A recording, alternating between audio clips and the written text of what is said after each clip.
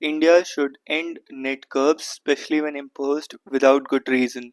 The number of internet shutdowns in India was slightly lower in 24 than in 23, according to the Software Freedom Law Center, India's annual report. A separate report by the web rights advocacy Access Now shows that India continues to lead globally in the number of government ordered internet shutdowns. The union government has maintained that mobile internet shutdown is an indispensable instrument is in the toolkit of law and order situations. Most of the internet use in India is mobile. A closer examination of shutdowns imposed even over the last year reveals some disturbing data. 41 out of the 84 shutdowns in India were imposed during protest compared to 23 that were imposed for communal clashes. 5 were even issued for cheating during examinations. In situations on the brink of violence, where rapidly spreading disinformation may severe out of control of the authorities, there may be a case for considering restrictions of communications, but no shutdown is without a cost. The delayed information regarding violence can also impede fast response. The Supreme Court of India recognized this when ruled in Anuradha Bhasin versus Union of India that each shutdown must meet the test of necessity and proportionality. Internet shutdown impedes the Supreme Court of India recognized it this when it ruled in Anuradha Bhasin versus Union of India that each shutdown must meet the test of necessity and proportionality. Internet shutdowns impedes people's livelihoods, access to medical care and education. It is a blunt weapon, and the least government could do is to measure its impact and use it sparingly. The government has been urged on preparing such an assessment for years, but no headway has been made here, even for those in favor for retaining shutdowns as a tool in the repertory of emergency policing. The process being followed is the cause for alarm. Many a time, as Access Now and SFLC report, there is no valid order uploaded on government websites detailing the duration and the causes in detail, as required by the Telecommunications Temporary Suspension of Services Rules 2024 and its preceding rules of 2017. Ideally, every shutdown should be followed by a somber examination of whether it was necessary and what its deployment cost was. The ideal number of internet shutdowns in any country is zero. It is especially troubling that 296 of them were imposed on millions around the world last year. India's case shows that there is an urgent need for circumspection and restraint. The Internet Shutdown Index, after all, one of indices in which India should not aspire to lead. Wild and safe habitat fragmentation has led to rise in human-wildlife conflict. Recent human fatalities due to wild animal attacks deep inside forest, in forest fringed habitations, and even within villages have highlighted growing human-wildlife conflict in Kerala, where nearly 29% of the land is forested. With a dry spell and an unusually hot summer expected, urgent measures are needed to further prevent further escalation of this conflict, which now has political, social, and environmental dimensions. The Kerala government is facing criticism for its perceived inability to manage wildlife. Groups such as Kerala Independent Farmers Association and sections of the church advocate for culling wildlife, citing an alleged population boom. However, Forest Department data suggests otherwise. The wild elephant population, linked to 18% of human fatalities, has declined by 7%. Snake bites, responsible for 75% of wildlife related deaths, have fallen from 113 to 34 in 2023.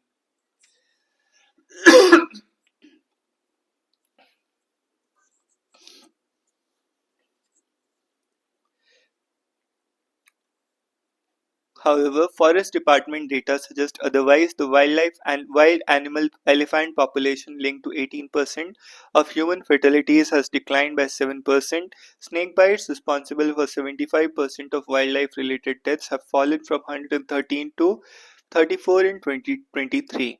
Overall, human deaths from wildlife encounters have decreased from 146 to 57 last year. Yet, this is no cause for complacency. A concerning trend is that many victims are from tribal communities traditionally adept at coexisting with wildlife.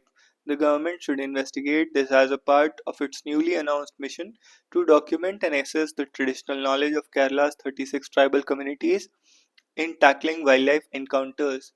There are also several anthropogenic factors, habitat fragmentation, particularly in the elephant corridors, such as Aralam, Farm Kannur, and Chinakal Idukki, has forced animals into human settlements. Unregulated tourism, cattle grazing near forest encroachments, and food wasting dumping on forest ranges further exacerbate the issue. Invasive plants, Senna spectaculis, and monoculture industrial plantations have also disrupted wildlife feeding patterns. In response, the Kerala government in 22 empowered local bodies to eliminate feral wild boars damaging farmland. Last year, Cabinet classified human wildlife conflict as a state specific disaster, allowing the Disaster Management Authority to intervene. The government's decision to emphasize participatory forest and wildlife management is a step in the right direction, given the extreme views propagated by some sections. The Forest Department has restored 5,000 hectares of natural forest and built ponds and check dams. However, restoring areas dominated by industrial plantations such as eucalyptus and acacia is a challenge. While solar fencing has shown some success, the 52 crore elephant proof wall in at Aralam, one of the 12 conflict landscapes remain incomplete. The state's 10 missions to mitigate human wildlife conflict must be prioritized given the region specific nature of the problem. A multi-agency approach involving the disaster management, revenue, local self-government, tribal welfare, agriculture, health and forest departments is crucial to balancing human safety and sustainable wildlife management. The resurgence of the right wing populism is threatening the very basis of Western liberalism. What explains citizen support for parties such as AFD in Germany or leaders such as Donald Trump and Giorgia Meloni? It is simply a reaction against the liberal values. Or are there more profound socio-economic causes at work? It is essential to address these movements instead of rejecting them to comprehend the changing political environment. It would not be wrong to conjecture that growing support for far-right forces in Germany, Italy and France and other European countries have put the leaders of the United States and India in the same basket, portraying them as nationalists under attack from liberals. The possibility of the national self-interest seems to be gaining around. Given the rapidity with which Mr. Trump has moved to pursue national interest above anything else, India will have to tread with caution and have to be prepared for a more inward-looking Europe at a time when US is increasingly turning protectionist and shedding its pivotal role in global politics to give way for a more nuanced approach. A peculiar shift in favor of for conservative agendas such as anti-immigration policies and dealing with refugees has become contentious issues. Prime Minister Narendra Modi has launched a campaign against the raging demon of obesity is praiseworthy. The PM name celebrates to add heft to battle against rising obesity. Obesity is more than just an enemy of the body, it is a risk factor in catastrophic ailments such as heart disease, diabetes, and cancer. The step taken by the Prime Minister is a call to awaken the people of India and build a strong, health empowered India. We must rise and become the warriors of the revolution. India's six-wicket victory over Pakistan was a moment of national pride. While cricket rivalry can be intense, especially in this instance, there is more important message. It is crucial to see sport as a bridge to peace. Let us celebrate this victory and potential it offers. Human smuggling must engage Parliament's attention. The plane loads of Indians being deported to India from the United States are lucky to be back alive, shackled, handcuffed, and humiliated, and in dire straits. They have flown back heartbroken and in shame. But there is also case of illegal immigrants from North India clearing ammunition fields of Iraq who were abandoned. They were brought back home after emergency documents were issued. However, key issue here is about illegal immigration. Every year, countless young Indians attempt what is called an irregular migration. Backing them are the unethical merchants of death who sponsor this activity and who have proliferated in rural Punjab, Haryana, Himachal, Jammu and Kashmir.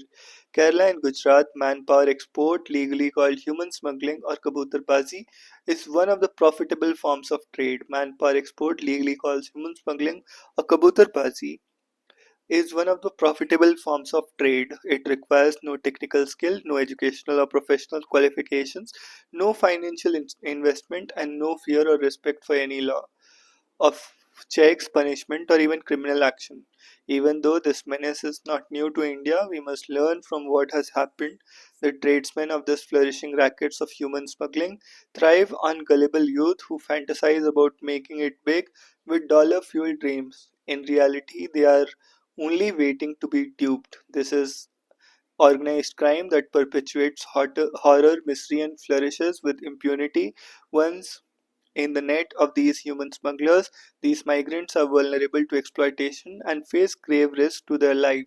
As the world has seen, they end up being suffocated in containers, perish in scorching deserts, drown at sea, or be herded into slave camps to work as forced labor. These human smugglers conduct their activities brazenly without any regard for precious human life. Survivors often narrate harrowing tales of their ordeal, of how they were forced to sit in piles of human waste deprived of food and water, while around others them have died and their bodies dumped at sea or on roadsides. Human smuggling generates high net worth profits for criminals who in turn fuel corruption or organized crime. This is a deadly business that needs to be combated with grave urgency. Naive youth fall prey to agents and land up somewhere working as slave labor in ammunition dumps or in fields of Iraq, or as illegal immigrants elsewhere who suffer immensely with no hope of returning home. The smuggling of migrants is a very profitable business with a low risk of detection. For criminals, it is becoming increasingly attractive to deal in human merchandise. The business of death is becoming more organized.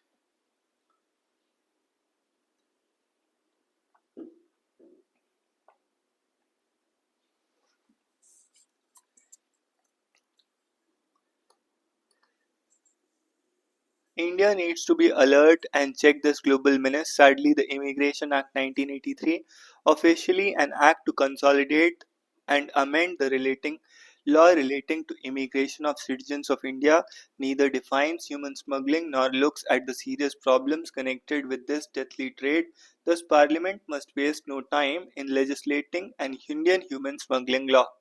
There are pieces of state legislation that are peaceful and without limited ambit of application and only to state territorial borders. Having a new central law is a composite solution and Parliament must set the ball rolling. There has been some discussion about the Immigration, Overseas Mobility and Facilitation Welfare Bill, but its fate remains uncertain. Till then, any piece of state legislation would be welcome. In this, the government of Punjab deserves praise for its efforts, but sadly, its implementation is poor. The Punjab Travel Professionals Regulation Act is described as a law to provide for the regulation of the professional travel agents who view to check and curb illegal fraudulent activities and malpractices such as organized human smuggling in the state of Punjab, enacted to provide license regime for travel agents, and without with penal provisions it has regulatory functions to check human smuggling. In this enactment, travel agent means a person who is doing a profession which involves arranging, managing, and conducting affairs related to sending of persons abroad or which arises out of state of persons sent to foreign country and shall include the range of activities covering diverse practices.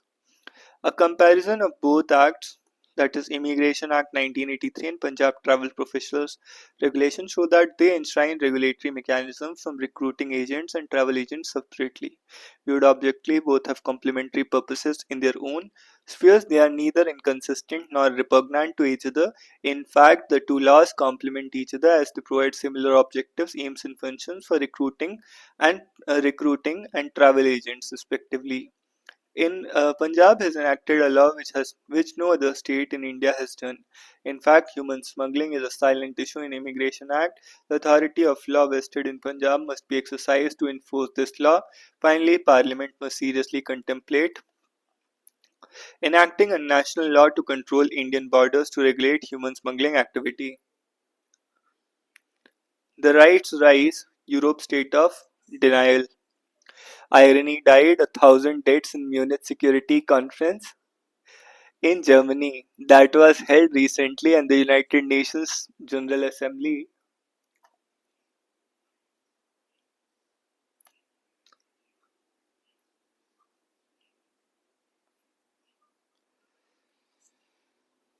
vote on Ukraine. A few days ago in Saudi Arabia, the United States and Russia led their representative foreign ministers held bilateral discussions on Ukraine war. The Ukrainians and the Europeans were not invited since it was felt that they need not be included at this point. In June 24, at the behest of Ukraine, the European Union and the US, Switzerland organized a summit on peace in Ukraine at the Birkenstock. Russia was not invited since they felt Russia was not needed at that point. In Munich, US Vice President J.D. Vance accused Europe of strangling its right wing parties, shutting down elections, stifling free speech and religious freedoms, and encouraging out of control migration from non EU countries, thereby endangering democratic polity, freedoms, and fundamental values. But before November 24, Americans and the Europeans had tried to prevent their right wing and far right parties from gaining legitimacy through the ballot since they were convinced that rise of right in their countries endangered democracy and freedoms. And in effect, their liberal Western values. Romania's constitutional court even annulled the presidential election results, where far-right independent candidate Kalin Georgescu, who lobbied to cut off assistance to Ukraine, won the first round. In February 25, the US is accusing Ukraine, Germany, and Europeans of not doing enough to find a solution to the conflict, pursuing an unwinnable war with Russia, but the US forgets that it has already spent $110 billion in the Ukraine war with $65 billion for ammunition only, more than what top Western countries have collectively given Ukraine. Correction. The US also forgets that in March 22, it was the leader of a European country who, at the behest of the US, sabotaged negotiations between the Russians and the Ukrainians,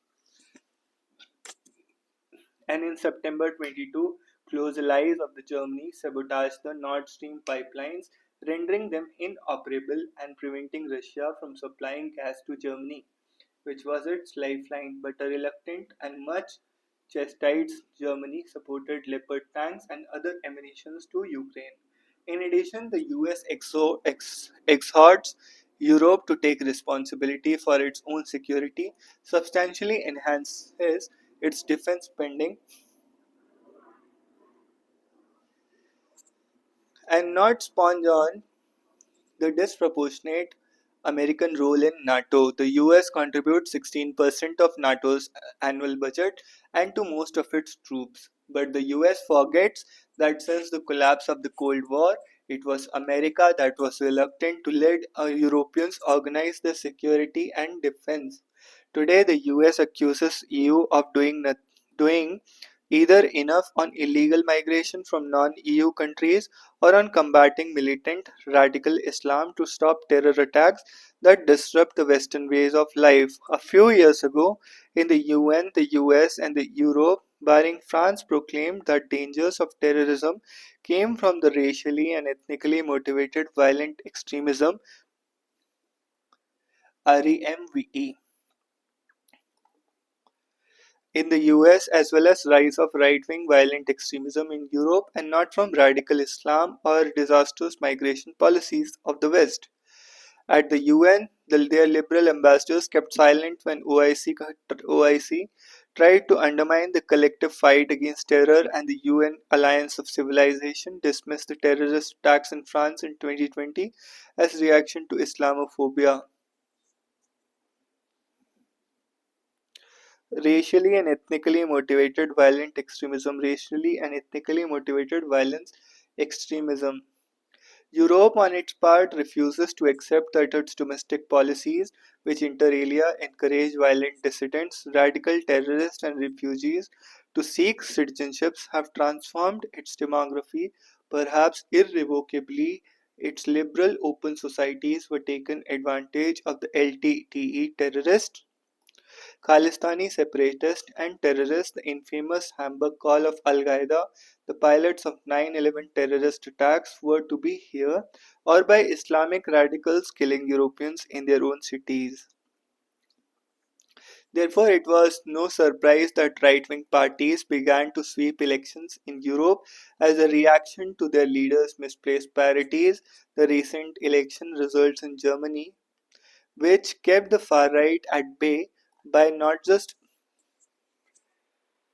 but only just maybe the last chance to find that elusive balance within the EU. As Mr. Vaughan said in Munich, if you are running in fear of your own voters, there is nothing America can do for you. Of course, the US forgets that Trump 1.0 refused to accept 2020 election loss, and the first act of Trump 2.0 was to pardon the perpetrators of storming of the US Capitol in 21. But Europe's claim that is no less undemocratic or no less culpable in these issues, or pointing to Germany's Nazi past and dangers of its resurgence or to Russian aggression, are no excuses for illiberal action against their far right. Europe seems to be in a state of denial. While the pursuit of ideology, liberal democracy, and Western values are laudable objectives, the EU leaders are complicit in the gradual eclipse of their own liberal values by allowing migrants whose ethos are at direct variance with theirs. The people's counter-reaction is to vote for their far right, fearing for their own identity, way of life, or even religion.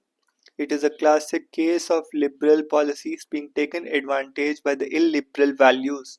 In Munich, India's External Affairs Minister S. Jaishankar called out the West for claiming to promote democratic values at home but supporting non-democratic forces outside, especially in the Global South. Recent instances of the West effecting regime changes in the Global South, including forcible takeover of power by the radical Taliban in Afghanistan, an overthrow of Syrian president in December by Ahmad al-Shara, a former leader of Al-Qaeda in the region, Ahmad al-Shara, a former leader of Al-Qaeda in the region, all in the name of ushering in democracy. However, on the Ukraine war, while Europe and US hitched themselves to the Zelensky bandwagon to emancipate Russia in a dramatic turn of events, the chasm between the new US initiatives and entrenched European positions burst into the open in the UN General Assembly when US voted with Russia against the European Ukrainian draft resolution but could not stop it from being adopted.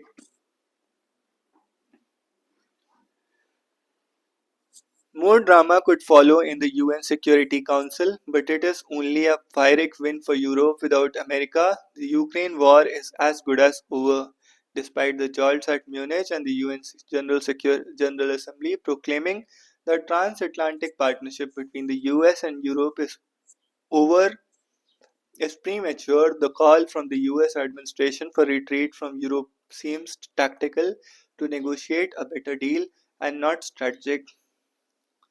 With a new centrist leadership in Germany, maybe it is time for Europe to undertake course correction, invest more in its security, combat the rise of radical values in its societies, pursue a more independent foreign policies, and rework its relations with the US.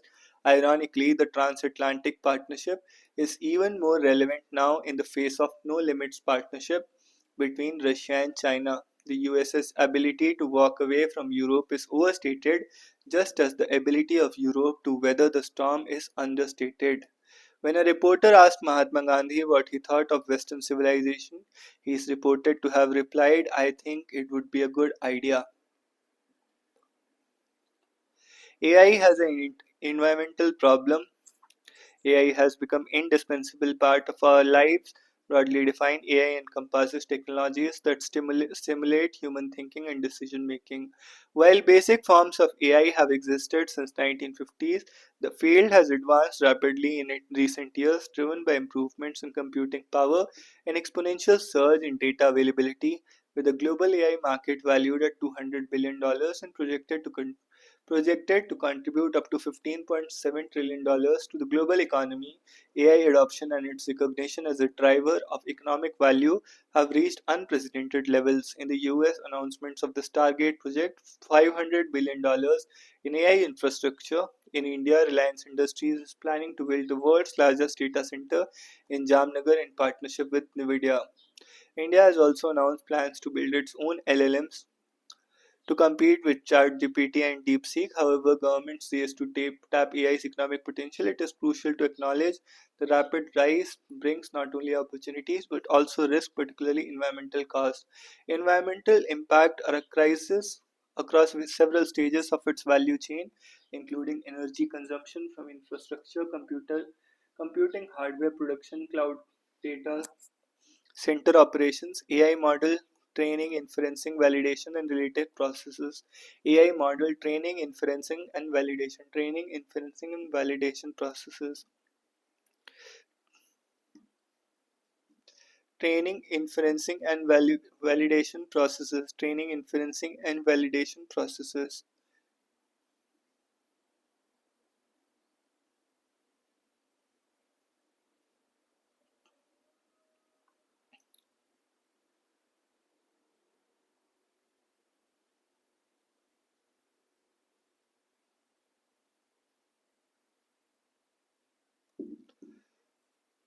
In terms of hardware, data centers, the backbone of AI operations, contribute 1% of global greenhouse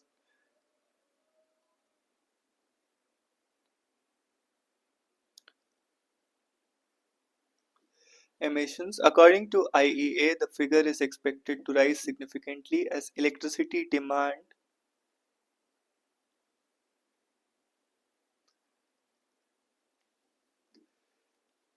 from data centers is projected to double by 2026. Generative AI models like ChatGPT, which rely on sophisticated machine learning, require 10 to 100 times more computing power than earlier versions. AI software lifecycle emissions arise from processes like data collection, model development, training, validation, maintenance, and retirement, and equally concerning.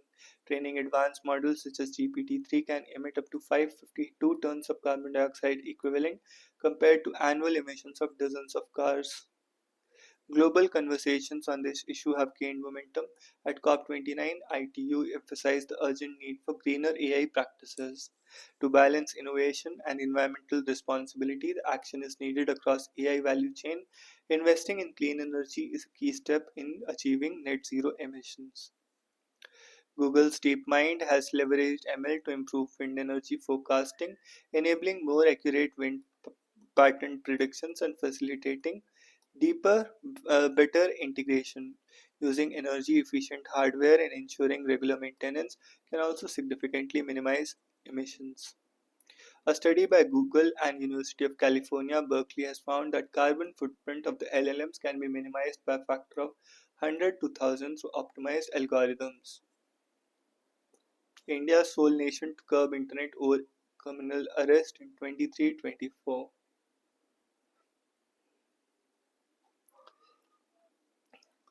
Accepting Taliban envoy in Delhi will undermine India's credibility. Afghan exiles at Herat Security Dialogue urge India to maintain its stated foreign policy regarding terrorist appeals come after reports surfaced that India is on the verge of allowing Taliban appointee to head Afghanistan embassy in New Delhi. Afghans in exile leaders and diplomats gather for a conference in Madrid to discuss Afghanistan's future. Existing norms duly address caste bias concerns, nonetheless, a Supreme Court. India's last imported warship likely to be commissioned in June. India's Indian Navy crew will operate Tamal, the stealth frigate under construction in Russia. The event will be last warship to be commissioned outside India. Commissioning of crew of around 200 personnel reached St. Petersburg around 10 days ago for training as the ship will undergo a series of trials. Ship is being built a part of a deal for four additional follow-on stealth frigates, an intergovernmental agreement. Under the deal, two ships are to be imported and two are manufactured by the Goa Shipyard Limited.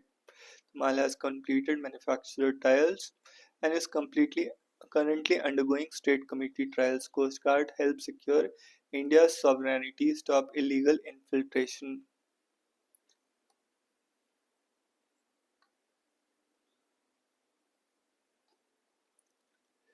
BJP spent 1700 crore on poll campaigns, general propaganda in 23-24. MP government proposals of investment toward 26 lakh crore. Radical Meeti group seeks border fence Manipur NRC. Arambai on met Manipur Governor Ajay Kumar Bhalla submitted memorandum seeking border fencing implementation of NRC as cut off, 1951 as cut off, and no arrest or legal action against village volunteers, including members of Arambai Tengol. Bills on simultaneous polls will fail legal challenge, former CGI tells House panel. Justice Yo-Yo Alit backs underlying principle but says curtailing the tenure of assemblies to synchronize polls run counter to the basic structure of the constitution.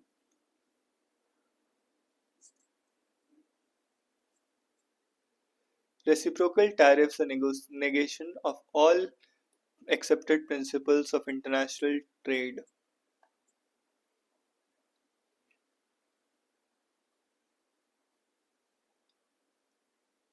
Women shifting from unpaid domestic work, government survey, participation of women in employment increases from 25% in 2024 to 20, it rose to 75% from 70.9%.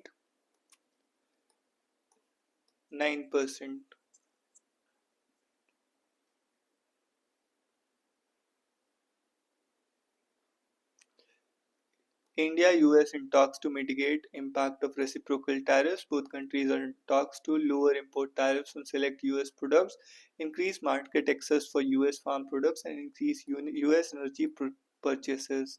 Rupee plunges to 87.19 against US dollar. FII sell-off Trump threat. RBI lowers risk weight on banks' exposure to NBFCs. Kremlin eyes potential for working with US on a rare earth minerals. Syria leaders vow state monopoly on weapons.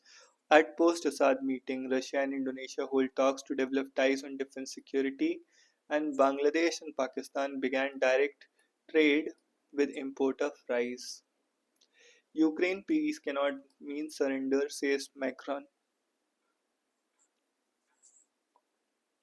US sides with Russia at UN call for swift end to war. UK to increase defense spending to 22.5% of GDP. Bangladesh will fall apart if the police and armed forces are undermined. Banu Mushtaq on a Booker Prize long list.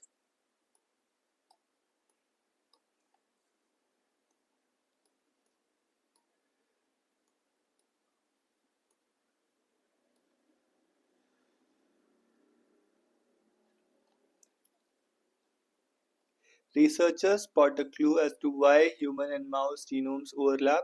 Parts of human, mouse, chicken, and dog DNA called ultra-conserved elements have remained completely unchanged for the last 80 million years.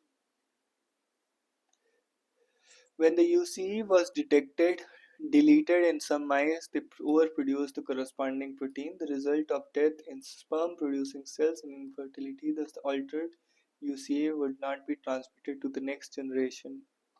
Ultra conserved elements.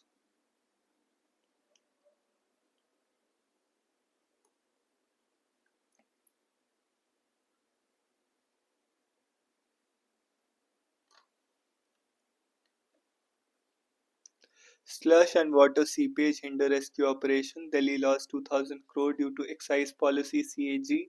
Sajjan Kumar gets life term in 1984 riot case. Congress MP Sajjan Kumar in connection with murder of a man and his son during 1984 anti-Sikh riots. Supreme Court reinstates Bihar MLC Sunil Kumar.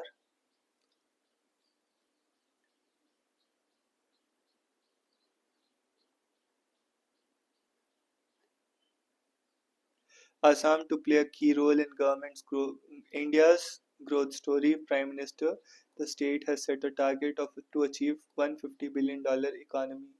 Sajjan Singh Sukhbir asked Congress to clarify its stand.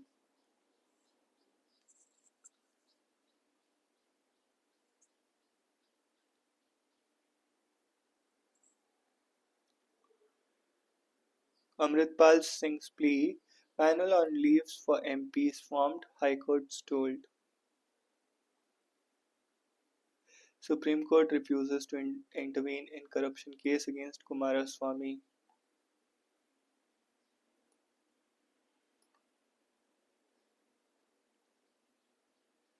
So that's all for today. See you in the next one.